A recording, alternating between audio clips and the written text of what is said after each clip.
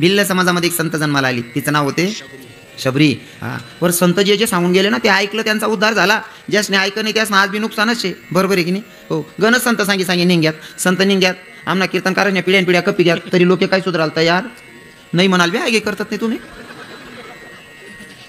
बघा, संत सांगून गेले, आता संत पुन्हा येणे नाही. ते सांगून गेलेत ना, ग्रंथरूपी रेषा टाकून गेलेत आपल्याला, त्याचं उल्लंघन होऊ देऊ नका. संतांनी सांगितलेलं नियमाचं पालन करा, म्हणजे नक्कीच भगवंताची प्राप्ती होईल. पण आपण संतांनी सांगितलेलं विसरलो. ग्रंथ वाचत राहिलं का माणसाच्या लक्षात राहतं. कारण आमच्या तुकोबाऱ्यांचं प्रमाण आहे, घेईन मी जन्म याच्यासाठी देवा तुझी चरण सेवा.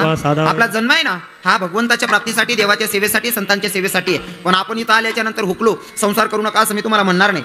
संसार करू नका असं मी तुम्हाला म्हणणार नाही. कारण आपल्या बापानं आपल्यासाठी कमवून ठेवलं, आपण पुढच्या पिढीसाठी कमवून ठेवायला पाहिजे. बरोबर आहे ना? म्हणून कमवायलाच पाहिजे. पण ते कमवत असताना आपल्या जगाच्या मालकाचा आपल्याला विसर नाही पडला पाहिजे. पण काय लोक येईल काय कामले नाही, दुसराच कामेच मग पडत झालं. जसं तुम्ही जर बहिणीला घ्यायला गेलात रस्त्यामध्ये बरेच गावं लागतील, बरेच नातेवाईक भेटतील. प्रत्येकाला जरूर भेटा, प्रत्येक नातेवाईकाला भेटा. पण जोपर्यंत तुम्ही बहिणीला घ्यायला गेले होते, बहिणीला जोपर्यंत घरी आणत नाही तोपर्यंत तुमची फेरी खरी ठरलेली. घरून कशासाठी निघाले होते तुम्ही? बहिणीला घ्यायला. जोपर्यंत बहिणीला आणत नाही, मध्ये किती नातेवाईक भेटू दे, 1000 भेटू दे, काहीच फायदा नाही. घर त्यांच्या कामले नाही गेलो होता, ते काम पुरं वयल नाही शे. आणि ठीक, आपण सुद्धा आलोय ना. संसार करू नका असं माझं दुमत नाही. संसार करत असताना फक्त भगवंताचा विसर पडू देऊ नका. पण काय लोक इथला येडावं जायच्यातच विसरी घ्यात आपलं खरं काम काय शे. मी पहिले सांगू, आता 1-1.5 वर्ष पण बंद कर देईल ते सांगा ना. पण आता उन्हाविषयी म्हणून सांगा आपण काय विसरलो माहिती आहे का? आता बसलेले सगळे शेतकरी असतात, तुम्ही शेतकरीच आहेत ना? हां, एका बाईनं नवऱ्याकडे हट्ट धरला. नवऱ्याला म्हणते कावदानी, रोज तुम्हीच जाता बाजाराला, म्हणले आजच्या दिवशी मी जाते बाजाराला. नवरा म्हणे बाजार करणं एवढं सोपं नाही. बायको म्हणे का बरं तुम्ही बाजार करू शकता, मी नाही करू शकत का? म्हणे ऐक ना, बाजार करणं एवढं सोपं नाही. पण ती जरा की आगाऊच विचारी. म्हणे तुम्ही बाजार करू शकता, मी नाही करू शकत का? म्हणे नको ना. का बरं जासू ना. तुमले सांगू का, बालहाट, श्रीहाट आणि जोगहाट या 3 लोकेशन समोर हाट टेकनास पडस. काय मत आहे बाबा तुम्हाला? खरं आहे की नाही? देखाव या मतारा जर हा म्हणरा ना, ते आपला काही नंबर लागेल. हां, पण ते रिच रे बरं, खरं आहे बाबा. ते या 3 लोकेशन समोर माणूसला हाट टेकना पडत. बालहाट, श्रीहाट आणि जोगहाट. बालहाट सांगस तुम्ही जर कधी नुसता बन्यांवर आणि धोतरवर शेतस, किंवा तरुण भाऊ होतील, तुम्ही जर पोरगाना हात धरले, नाईट पॅन्टवर 1 किसा रुपयाने रस्ता तरी फिरत बाबा आजोबा असेल की बाप असेल, पोरगाल चालावा साडे चौक मला जा दुकान देखील नाही. पोरगान जर आठ धरा ना, पप्पा मला पेपर नाही पुढील दे. ओ भाऊ मन की सामा काहीच नाही रे, मी नाईट पॅन्ट घालेल. ते नको सांगू रे पुढील दे पहिले. बावड्या की सामा काहीच नाही रे. ओ बो लिहिदेस का लोई पडसू बरं. तो दुकानवाला ना तुम्हाला जमो का नको जमो, तो दुकानवाला हो मी करते पैसा लेन देस तवलो बाऊल पुढी दे रे अप्पा. बालहाट, तुमच्या खिशात काहीच नाही, इच्छा नसताना पुढे आण देणी पोऱ्यानी. बरोबर. बालहाट, श्रीहाट हाट येते हिशोबत नाही शिकवा. आई बहिणी जर ठरायली ना भाऊ जाणं जर फोन होणार ना, ताई आईन त्याशी तब्येत आहे ना जराशी नरम गरम रास माल कुणा का तो माल पाणले पिल्या ना, मग तो तडे गल्लात पडेल, माठ पडेल, तडे डोस लिहिल्या याला समजितास काहीतरी होईना बो दांगडो. मी आता तो चांगले आता काय बाधा घे तुले काय नाही. मन माय ना फोन येले मला मन मायला देखाल जाणे, मन माय तब्येत जास्त खराबशे. अरे मजूर भेटत नाही, कपाशी चाल जेमतेम बाया भेटेल, कांदा निंदाल जेमतेम बाया भेटेल. त्या कांदा निंदिले 2 दिन मग जायचो. का बरं आजच जासो ना, नको ना मजूर भेटेल. का बरं जासो ना. संता मग एखाद माणूस 2-3 कानपडामध्ये देस तरी मन मायानं मार काहीच नाही, बुचडा वायच नाही, एकच सांगत बाडाला पैसा दे द्या आणि तुमले देनाच पडतस. बरोबर आहे का नाही? हो, मार काहीच नाही सुद्धा पैसा मागस तुम्हाला नावीला जे पैसा देनाच पडतस. निंगई मन सारखं करले गे. बालहाट, श्रीहाट. बरोबर आहे. आता जोगहाट बी लई खतरनाक असतो. साधू दारात आला, आपले पक्क माहीत राहस. या पेटीवाला साधू फिरत पहिले, त्या पेटीवाला साधू आपल्याकडे तर म्हणजे या काहीतरी 100-200 मगालीत जातील पक्क माहीत राह. आता साधू घुसना, एक माणूस उंचवटाना घर होतं, त्याने देख बापरे अहो साधू इरा नाव आपला 100-150 कर्ज वाढाय जाई म्हणे. तो साधूंकडे इथला रागमा दक्षू ना म्हणे, काही यांनी मनकडे देखाल बी नाही पाहिजे, मागाल बी नाही पाहिजे. काय हा वटावर उभा राहील त्या साधूंकडे रागमा दिला. तो साधू दार मावना हा रागमा दिला ना घर मालक. तो साधूनी सांग भैया आप तो बहुत दिलदार दिखते हो. आता तो साधून दिलदार म्हणजे नाही, याला नीच बनायला चालेल का? आप बहुत दिलदार दिखते हो भैया. मग थोडा हसणं पण नाही आले. भैया आपको अपने ही लोग फसाते हैं. पटी घे त्याला लगेच. आणि प्रत्येक माणूसले वाटस मनाज माल फसाड राहणार बा असं. हो बरोबर आहे. तुम्ही दुसऱ्या वार माका बाण टाकले तरी असं वाटत मन वारतं निघ राहणार असं वाटत प्रत्येकले. बरोबर आहे का नाही? हो, स्वतःने चूक कधी दिखत नाही, कारण स्वतः डोयामानी गाण स्वतःला नाही दिखत, दुसरा सांगत तू डोयामा गाण शिवा असं. हो, आता हाव म्हणे याने आपले चांगलं म्हणेल, वाईट म्हणाल चालणार नाही. या साधूनी सांग भाऊ तुला तुझेच लोक फसवतात. हा ना बाबा खरं आहे ना, काय करतं बाबा आमना तुझे नीचे तो बाकी नाही सवय रास महाराज. आमना अख्खं खानदान नीचे.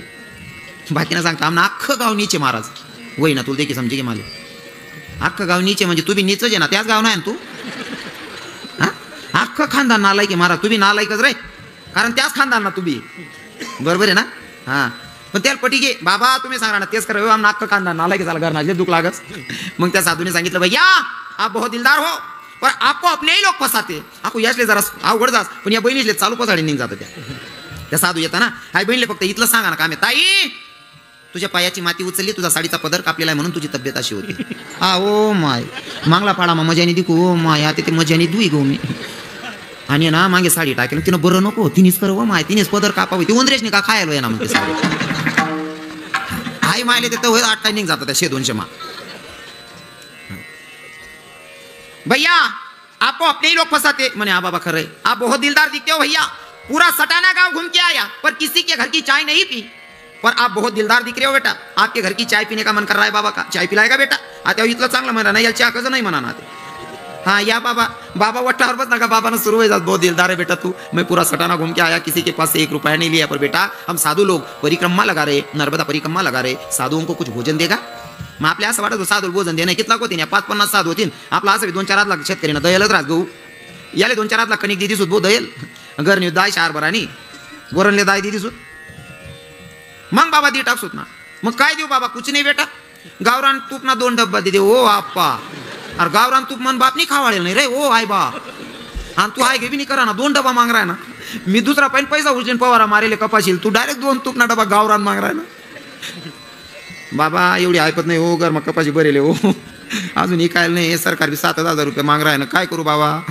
बेटा कोई बात नाही एक काम कर काय आमच्या 11 साधूंना कपडे करून दे मग 11 साधूले कपडा मग सोपा शेतता त्यासले 3 मीटरनं उपरनं 3 मीटरनं धोतर 7 मीटरना फेटा कितला होईना 13 मीटर 100 रुपये मीटर 1300 रुपये एकच साधू ना 11 साधू ना कितला होईना हो आप्पा तू थंडा काम फोड राहणार नेमन मागना हो भाऊ कोई बात नहीं बेटा जो देना है तेरे दिल से दे दे तुझे जो देना है तू दिल से दे दे बेटा मग तो आपले कागद मागून राहिला सांगत साधू बरोबर आहे ना कागज मी लेपट केला ना बेटा मग आपण घरमा जाता नवरा बायको सल्ला करतात नाही काय करा ना भाऊ आता तू ही बटेल शे इथलं चांगलं सांग राहता त्याला दुकाळीस कसं काय वाटलं ना मग बायना रावण्या पावण्या करीस नाही आपण विनंती करा ना ये राहणं मंदरीस नाही 21 रुपये कागद मग बांधतास आपण त्या साधूली माहिती आपण कितला कंजूस येत असं 21 रुपये बांधीन त्या साधू पण ठेवतस तो साधू दत्तास वही किलेस क्या बेटा अरे 11 साधुओं को भोजन देना है बेटा इतने में कुछ होने वाला नहीं तो एक साधु को भी नहीं भोजन दे रहा तो मग तो साधू त्यांना कमंडलू मग 11 रुपया काढत फूफा कर देस त्याला शेंदूर बिंदूर लाई देस रख्या लाई देस आपला हात माठी देस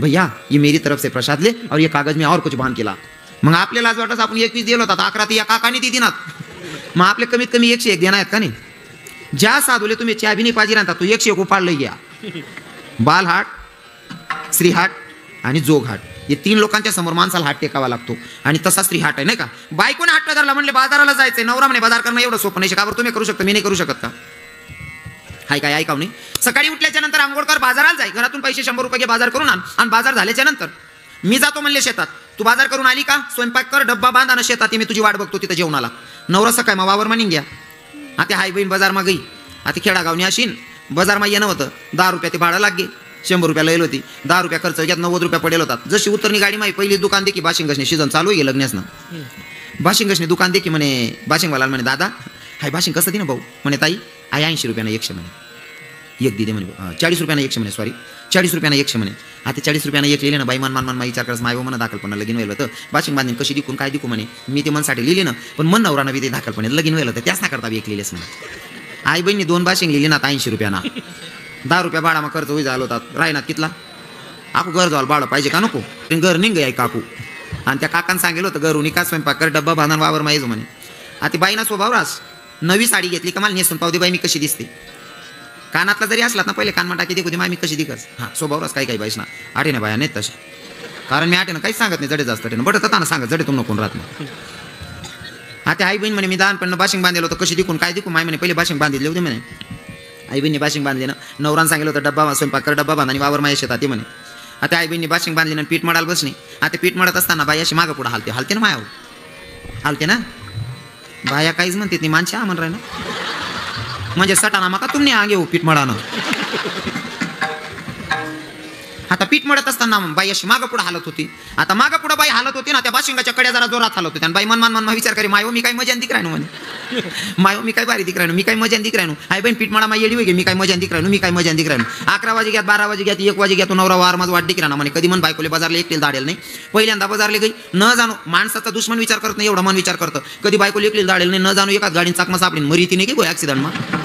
हाव भाऊ गाय गाय ग वावर माय होना मन बाईना काय ऍक्सिडेंट होई गे ऐका मरी गई होई का गाडी चुकाई गेली दुसरी गाडी मग बशी निघाई. भरपूर प्रश्न होतात भाऊन मनमा. हा उन्हा चौकमाच घर होतं. हा चौकमा उभा राहणार घरमध्ये आण गई. ओ बापरे आपला घर म्हणा विनत दांगडो चालू आहे म्हणे. हाव भाऊनी वट्टावर चप्पल काढा घरमा बाईन जोडे घ्या नाही बहीण चालू होतं. मायव मी काय मजा दिक राहणू, मायव मी काय मजा दिक राहणू. हाव चप्पल काढीन घरमा घ्या जोरमा पाय उपटीन उभा राहणार तरी बाईने ध्यान नाही. हाव रागमात देखील राहता बाईने आवडून नवराकडे म्हणे तुम्ही ही घ्या. हाव रागमात देखील राहता एक दोन नाही. बाई म्हणे मा एवढा राग म्हणा का दे का म्हणे, मी काय एकलीन करता आणि तुम्हाला करता विकलं यायचे म्हणे. आता मला सांगा नवऱ्यानं कशासाठी पाठवलं होतं काकू? बाजार करायला. बरोबर का? बाशिंग लेवाले. नवऱ्यानं कशासाठी पाठवलं होतं? बाजाराला पाठवलं होतं. आता विनोद वजा करा. नवऱ्यानं पाठवलं होतं बाजाराला आणि बायकोनं आणलं काय? बाशिंगांचा बाजार. नवऱ्याला राग आला असं का नाही? मग आता मला याच्यातून तुम्हाला हे विचारायचंय, जर संसारामध्ये नवऱ्याच्या मनाच्या विरोधात जर बायको बाजार करत असेल तर तो नवरा काय करीन? तो नवरा काय मागे कोण बोलणं काय मा पाय पडली ना असं.